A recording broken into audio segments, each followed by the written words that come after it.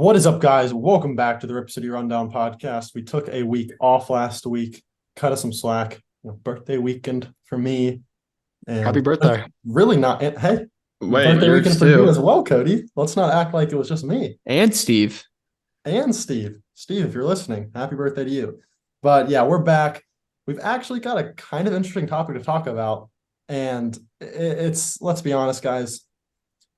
It's the lowest possibility of happening, but I do think for the first time this summer, I see a path for Damian Lillard staying.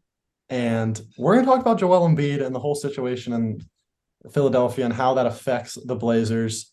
Before we get into this, yes, we're going to talk a lot about Damian Lillard throughout this podcast. And honestly, throughout the rest of this offseason until he is not on the Blazers, that doesn't mean we don't like other players on the team. It's just there's not a lot else to talk about. When Summer League was going on, we talked about Summer League. For those of you that want us to talk about Scoot and Shaden, what else do you want us to say other than the fact that we think they're going to be really good basketball players? There's not much we can say until they play some more NBA games. So there's that. And obviously, once we get closer to the season, we'll talk more about the season. But we still have 2 months. And I do think this is a pretty important thing to talk about.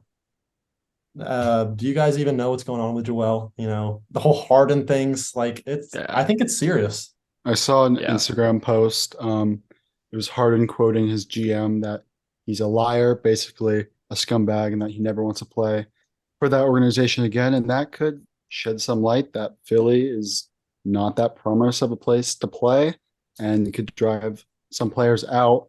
Speaking of players, Joel Embiid. I mean, we've been saying this for like maybe since the season's over, how low a probability is, but it's probably at an all-time high only because from Joel Embiid's standpoint, why do you want to stay in Philly, especially after what Harden said, this so-called process that's been happening for, what is this, the seventh year? It's another strikeout for Philly. It's just, you got to think Joel Embiid's time in Philadelphia is on the ropes. And if this is the summer for him to abandon ship, then hopefully that can happen. Um, just I have a question just before I give my thoughts. What prompted James Harden to release that video? So James Harden obviously asked for a trade probably, I guess now a month ago. Daryl Morey said 2 days ago that they're not going to trade him. They're going to bring him into camp and they plan on running it back. And then Harden was like, no, I don't want to play for you. And the reason Harden's saying that, and it's a valid reason, is because last offseason, James Harden took a pay cut and took a pay cut with word from Daryl Morey that he would get a max contract the next offseason. And Morey is now not offering him that. So obviously Yeah. Harden's right to be pissed. Now, Harden also signed a 2-year contract. So you're Mhm. still under contract, so it's also your fault. And then Joel Embiid just yesterday, I hate playing this game, but I mean it's kind of all we can grasp on right now, along with the Harden news. He deleted all his social media stuff having to do with Philadelphia, which is That's He, eye-opening. it's so it's, it's it's a okay. reach, but it's I something. would say for example, something along those lines. Sorry, something along those lines. Was it? I forgot who said it, but someone in our chat was like, "Nurk's house is for sale." Who said that? I did see That's that, true. and yeah, I saw that's true. That was Mickey, bro. That was my dad. Yeah. $4.5 million Oh, house for any rich viewers that want to buy a house in Westland. yeah. Go on ahead. But Yeah, but I don't know. that's kind of the same. That speculation is kind of the same vein as what we're speculating with Embiid here. Um, while there definitely probably is some truth and some interesting, I don't know, just some interesting storylines come out of him deleting everything that has to do with Philly. Embiid is also like he's the number one overall pick in the troll draft for the NBA. Like he does that type of stuff. Here are my thoughts on it. I was actually having a conversation with PC Cash, which is, Pretty fast, yeah. also part of the fam. Um, he was like, it's so interesting that Philly has this Harden situation, and then they say that Maxey is untouchable, but Embiid is not. That's just eye opening to me. But this is an opportunity for, like you said, Cole, for Dame to possibly stay now. And I want to give us credit. We've been talking about Embiid for a while, I think it was probably more because we were extremely optimistic about what Joe Cronin's capabilities were, and not that we saw this situation brewing. Which is anything is possible with Harden though, because he doesn't have the greatest track record when it comes to being loyal to a team or wanting to stay for one and play for one franchise for a while. But that's neither here nor there. I guess the point I'm trying to make here is, while this is big news, say that before this situation happened, it was a 1% chance that Embiid got traded. This now moves it to like 10%, but you're literally, this is just the first step. The big part of this, we're not even like close to. This is the tip of the iceberg. So I wouldn't get hopes up yet. It's fair to be excited as a Blazer fan, especially if you're in the camp of we want Dame to stay and build a title team around him. Like this is like this is Custer's last stand. This is Joe Cronin's last stand if he wants to build a team around Dame, which he might not want to, which we've seen already. But if Joel were to be traded, that would mean every player that we've mentioned in every podcast is out the door. This whole Shaden Sharp, the trio would be gone. The trio would be gone. Like we would have to trade literally every aspect we have, asset we have for Joel, other than before we jump into like a potential package, I just want to just straight up. If Joel Embiid requests a trade, do you think the Blazers would make a run at him? Yes or no? I think. But here's the define run, because Joe Cronin might be like just for a walk. We're struggling to decide if Joe Cronin would pursue a top 6 NBA player in the league. Reigning MVP. With the best player of all time in this franchise. And by the way, before we get into it, I just want to quote this. Woj, I didn't even see this Woj tweet until now. Or not Woj tweet, Woj quote. He said on ESPN today, "This is certainly a situation for Philadelphia that they don't want to domino into Joel Embiid's future. That clock is always ticking on what it means for your best player, and that clock is ticking now for the Sixers and Joel Embiid." So, I mean, that's just Woj is acknowledging that, yeah, I mean, there is a little smoke there in the Sixers front office. I did see on Twitter today, someone was asking, would you trade Shaden and Scoot for Joel? And it's honestly shocking the amount of Blazer fans that wouldn't trade Scoot Shaden for for Joel. And I mean, if you pair Joel and Damian Lillard, again, obviously if you trade for Joel, you have to assume Dame plays. Blazers, like no way Dame's still asking out for a trade. If you put Dame and Joel, is that the best duo in the NBA? Yes, because imagine this. Joel pretty much, I guess, Harden last year played as the facilitator, but for the most part, Joel had the ball in his hands. I believe he was a scoring leader. Now imagine having to double team the perimeter with Dame playing pick and roll. It would be disgusting. You have probably the two best aspects of the front court, a dominant player in the paint and a dominant player from beyond the arc.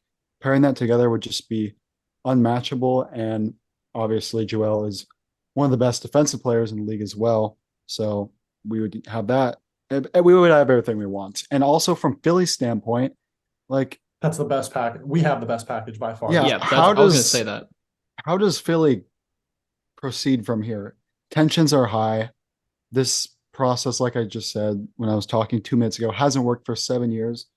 If you're Philly, wouldn't you want? I mean, it's hard because you just had the reigning MVP, but like it's not working over there. The chemistry's at an all-time low. Like, blow it up, guys. You do have to look at it from the Philly perspective, though. I mean, if they seriously think Maxey is this untouchable player, they probably think Maxey can be a top 20 player, and then him and Embiid can be a great combo. And then they're also probably looking at it, and they think they can get in on the Dame trade sweepstakes. So or they get a massive return for Harden.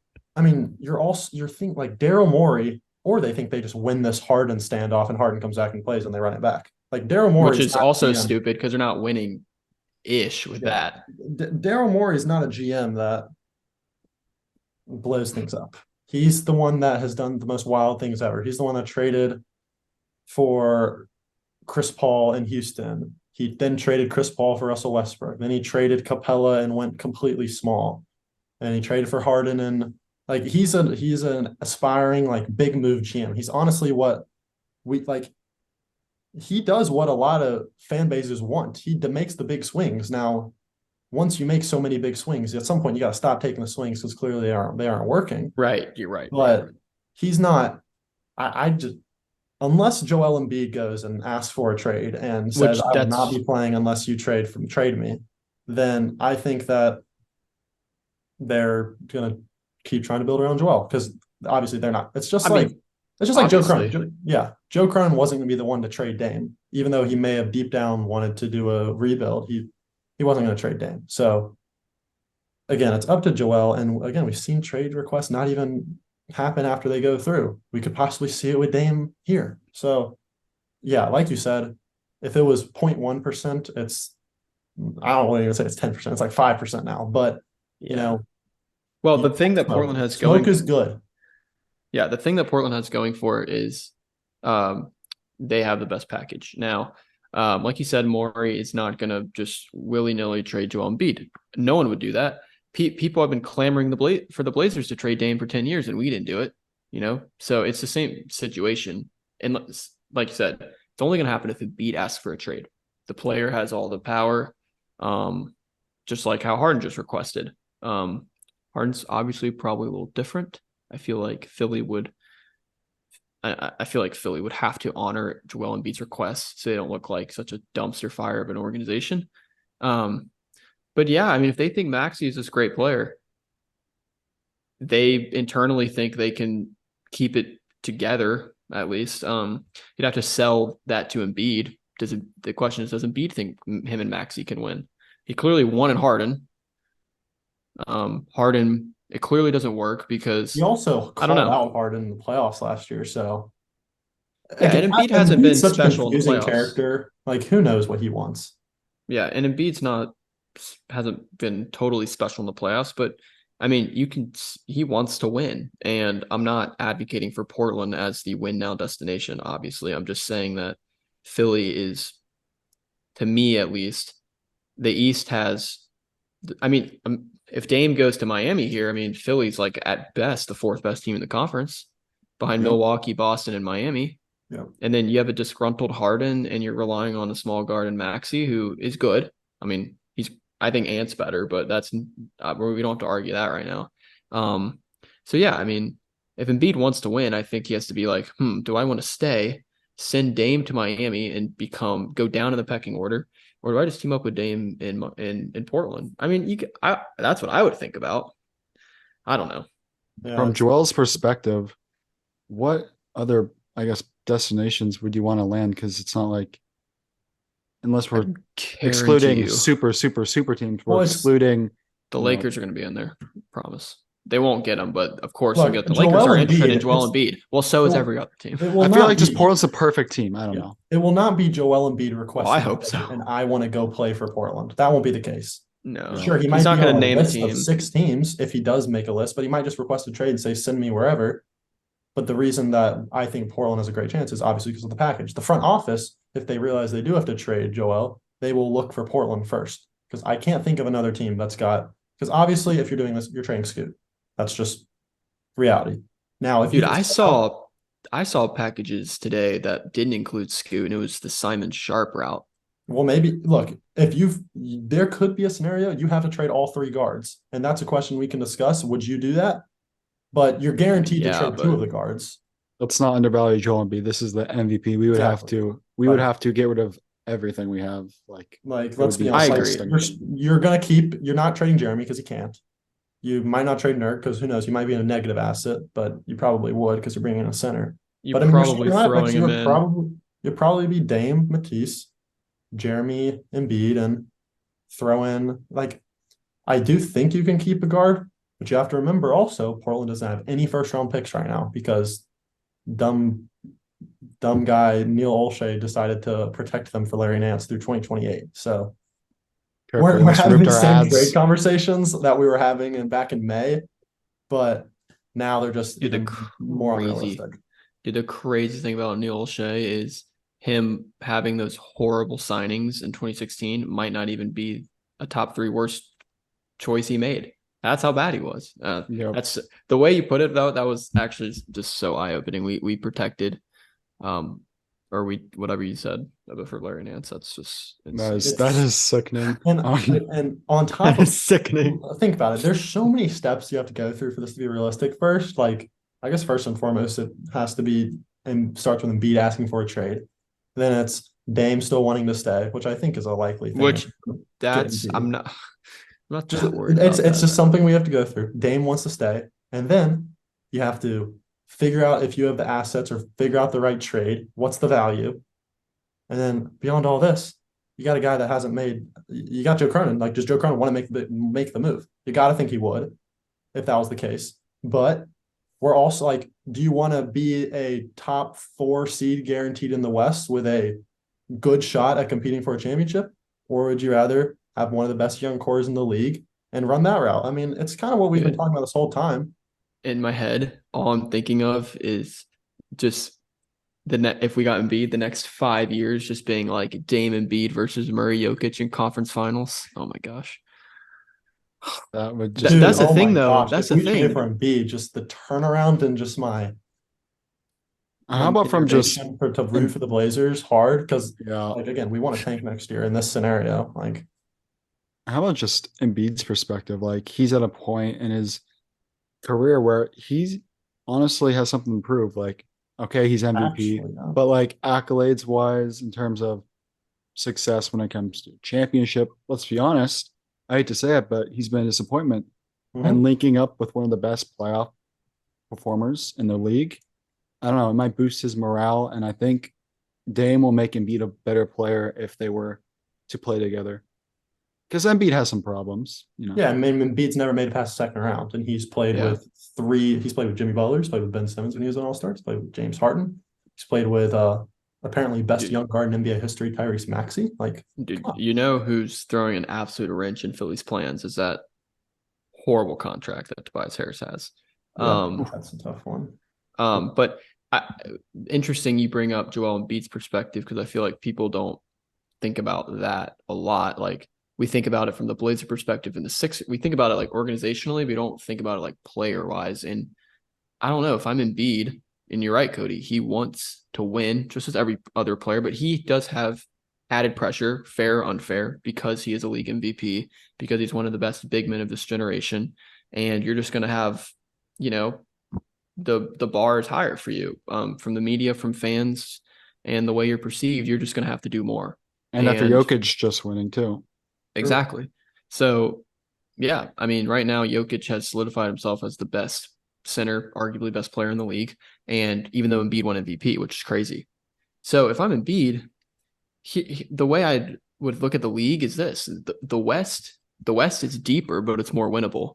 The East is not as deep, but it's so top heavy, you just can't break through in the East. You can break through in the West. Yes, Denver is good, but the one guy who can stop Jokic is Embiid, and maybe insanely healthy Anthony Davis for one game. But over the course of a series, Embiid's like on the extreme short list of who can stop Jokic. And I don't know, just the Suns are good, but the Suns are a Kevin Durant trade request away from just being trash again. Look, and you never know when that's going to happen. The league is always going to have teams that you feel like they're going to be super hard to beat. Like there's never going to be a league as wide open. The last time it was this wide open was 2019, and it really wasn't wide open until Kevin Durant tore his Achilles. So it was wide open for a game.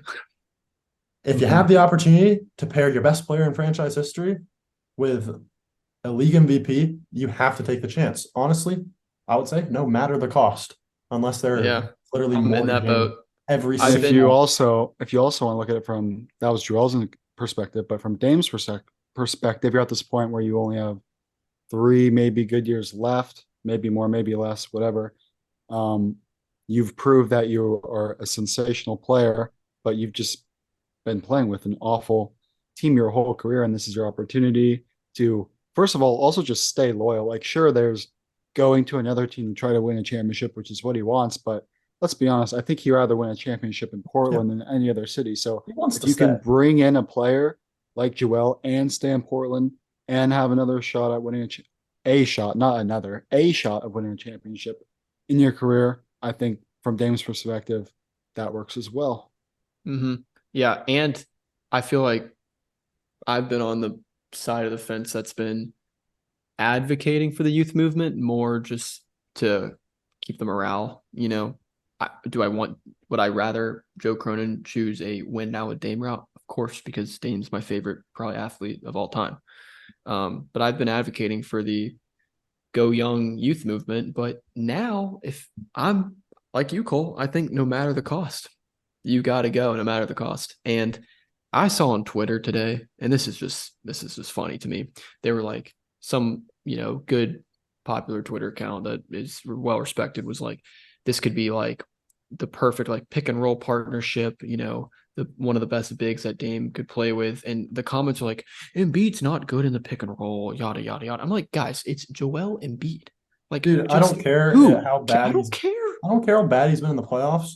I'm willing to trade all our future for a guy and banking on him playing solid in the playoffs. From a basketball standpoint, Dude, imagine what Damian Embiid, Lillard. if we had a bad Joel Embiid in 2019, we're probably beating the Warriors. Like, let's be honest.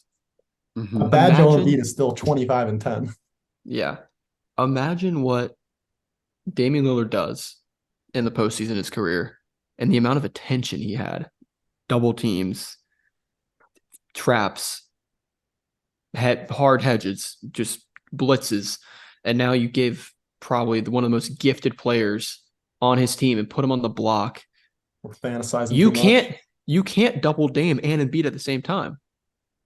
If you had Dame, Embiid in one, well, you can't. Then we have to kick it out to Norman in the corner. Okay, and that's why I said I was about to say you need one like elite shooter. Still got Jeremy in this scenario. It was a good shooter. Yeah, dude. If it was Dame, Matisse, Joe Harris, Grant, and Embiid, that'd be so good. Like put Doug McDermott at the 3. Just Dame and Embiid alone would win 55 games. Sorry, I'm getting ahead of myself. It's a very interesting conversation now. No, I totally am. We've made a conversation or we've made a video podcast about Embiid in the past, but I mean, I would be lying if I didn't say it was just completely just fantasizing. I think for the first time you have a touch of substance. It's still 95% fantasy. It's all in my head, just thinking about how great it could be, but you have what I will say is when we did talk about the Embiid video, we said the path to Embiid requesting a trade is a like Harden drama thing. Yeah. And yeah, one of my great friends from college, big 76ers fan, big Philly sports fans, he texted me the Shams tweet about James Harden like putting out the video at his Adidas thing or whatever. And we've had conversations about how I think Embiid's gonna ask for a trade. He was like, "You were so right. I tried to deny it, but Harden always does this." Harden's a cancer, dude. Harden's a cancer, and like you at the top of the podcast, you explained the situation well, and Morey is definitely at fault here as well. But I mean, you can't be lying if like when Harden signed with Philly, like no one thought Harden and Embiid were gonna have a good end to their relationship. Like, come on. No. Track record is so poor. Dude, here's why I'm optimistic. I'll tell you why I'm optimistic. To me, and Embiid might just stay, and who cares? And a lot of our conversations on this podcast, especially in the offseason, are hypothetical. We're not guaranteeing anything because, in fact, it's probably more likely that Joe Cronin just sits on his hands and goes for a walk as opposed to making a move for Embiid. But after this Harden situation, think about it logically. If you're Embiid, you have to know in the back of your head you're not going to win with Philly, at least in the not in the next 3 years. And I don't know what his goals are. I don't know how restless he is. I don't know how much he craves and desires a championship. People have been saying this about Dame for a while, so I'm not gonna, defend Dame for staying and then go at Joel for staying. Like if he stays, fine. Players have different, wants and desires. But if logically you would think he would ask for a trade and want to go to a contender or someone who has a chance. And then you look at it from the GM perspective. Daryl Morey is just not. He's not going to get fleeced. He's going to get the best deal. He's not going to be like, sure, Embiid, go to the Celtics, and we'll accommodate you and take back crap. Like obviously they're not doing that. Who has the best offer in the league? Hypothetically, we do. Portland Trailblazers. We do. That's why I'm excited. Remember when Kevin Durant asked for a trade? We were all excited, but we all knew we had no assets. Like that was obviously like this is legit if he requests a trade. So we're excited and we're making preparations. We are setting the table. We are setting the table right now. And if we get a menu and it says sauteed Joel Embiid, Portland style, or I'm gonna order that. Yeah. I'm ordering that. Even if you have to give up all your money, all your shade and sharp on your dollar bills. On the $5 bill, I think it's Anthony Simons' face. Yeah, it's gonna be a lot of money to give up. But hey, Joel Embiid's good point. He's the Beef Wellington, man. He is a Beef Wellington. Expensive, very expensive. And you want Enes Kanter? Enes Kanter's the Michelangelos. Inside joke. Yikes, that's so funny. Slipperiest serpent in the sunny south there. Yeah. Okay. That would be beautiful. That would be beautiful. My hype for this team would be out of the roof. Nurk's house is for sale. That's true. Let's talk about it. Nikki, should we talk about it? I did you see Dame? He dropped his new album and he had like some concert or a little like release party, like with fans all there. Like it looked like a concert, and he had Ant and T-Watt on stage, which was a little sad. Dude, I'm telling you, bro. Look, I'm not gonna speak for the guy, but I feel like if he gave an opportunity, if he was given an opportunity to stay, I think he would. Yeah. But I'm not trying to sound like I don't know what the word is. I don't want to like it doesn't even feel like Dame's obviously he requested the trade, but he's still in the team. Like I feel like when I get that news in my Instagram feed that Dame has officially been traded, like it's still gonna be like surprising and hurt big time. Because I don't know, he's still in the team. I'm still watching highlights of him every once in a while this summer, and I don't know. It feels like he really is still on the team, even though he is on the team. But I don't know what I'm trying to say. Oh yeah, I mean, honestly, he's on our team, guys. Good thing to say as like not a good thing to say as like a Blazer podcast, but I've kind of like distanced myself a bit from like Blazers stuff recently. It's not hard because there's not a lot going on, but like it's just there's not a lot of positive discourse around the Blazers right now. So, I mean, I honestly haven't seen much of Dame. Anytime I see a Woj or Shams report about Dame in Miami or Miami and the Blazers trying to make a trade, I kind of just like, I'll read it and just say boo-hoo. And once the trade happens, it happens. I have my thoughts on what I think will happen. But even though the Blazers weren't directly involved in this like rumor and report, I mean, in a way they are. So I do think it's something to monitor. Don't get your hopes up at all. I still think we'll be going into a rebuild next year, but we will not be mediocre next year, no matter what. I don't think we're either going to make some big move for Dame or we will be a bad team, and both are fine options, honestly. So we're going to find a way to make the play-in. Just kidding. So this is why I don't go on Twitter anymore, but I just came across this tweet. It was funny. It's actually not Twitter anymore. It's X. Oh, X. Yeah, X. I will be calling it Twitter.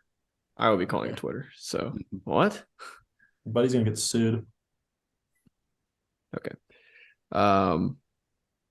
Twitter. So this kind of goes back to my point about people being negative about a possible Embiid. This guy is like, Dame and Embiid together are 100% contenders. Plus, they would have Grant. And this guy goes, so Dame, Embiid, and Grant alone makes the Blazers contenders in the West? Yeah, sure. Like, yes, it does. Because what is going on in Phoenix right now? What is going on in Phoenix? The same Dame, thing. KD, Book. Would you rather have KD, Book, or Dame Embiid? I'd rather have Dame Embiid. I'll take Dame Embiid, yeah. That's a good one. Embiid though. is just so good. But like Dame Embiid Grant is equivalent to Beal, Booker, KD easily. And it's better fit. And it's a better fit. And like last time I checked, the Suns have no depth. And do And they have a before you Matisse say, Thybulle to lock down? dude, No. they have Aiton, bro. Aiton. I mean, if Remember, you're you saying remember we wanted Aiton? That's funny. Yeah, I still don't think it would be a terrible thing, but obviously now it would be. if you're saying that about Dame, Joel, and Grant, then how could you look someone in the face and say the same about Murray, Jokic? Like Dame can do it he just needs help, man. He just needs help. Well, I will say the thing about Joel Embiid's situation is it offers a lifeline for the pro build around Dame. No, yeah. I mean, Okay, let's get a quick update just because I know it's a tough topic and we've discussed it a lot. Any new news on Miami here with Dame?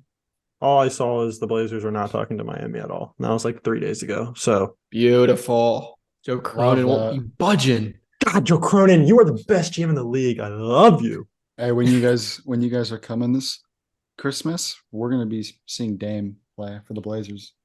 Don't that. say that. Don't do that to me, Cody. Stop it. Stop Cody, it. will this shirt be an antique or will it be one that I guess it technically is an antique right now because it was old, but will I still want to wear this shirt in Moda? No, It you will never always did. be a good. No, I don't. It will always be. Oh my god! But Yeah. Well, I don't know, man. Like until I see it, like that's just the thing about NBA trades in general. Like it's all talk, no walk. You only see stuff, and they happen so much more rarely than what they're talked about. So tell I him. don't know. Yeah.